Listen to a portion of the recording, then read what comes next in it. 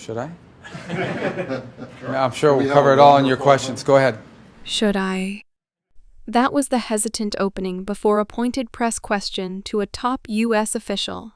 What followed was a rare, honest glimpse into the Trump administration's real stance on the Ukraine war. What was your message to the Russian foreign minister today, and what is the Trump administration's strategy now to end the Ukraine war? What exactly did they say to Russia's foreign minister? And does the U.S. even have a viable plan to end the war in Ukraine? Well, our strategy is to continue to engage all the parties that are involved in finding an outcome to this conflict. We will engage any time that we have an opportunity to do so, like we did today. I echoed what the president has said, both disappointment and frustration at the lack of progress in peace talks or in a path forward.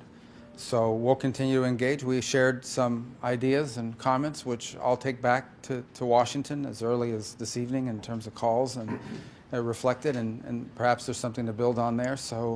But it was a frank conversation. It was an important one. We had it, and we talked about some other items as well and related to the war in Ukraine, but that was obviously the first and foremost topic that we discussed. And look, the president's been pretty clear. He's disappointed and frustrated that there's not been more flexibility on the Russian side to bring about an end to this conflict. We hope that can change.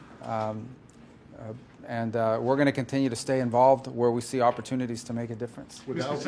If you're finding this breakdown helpful, now's a great time to hit that subscribe button and turn on notifications.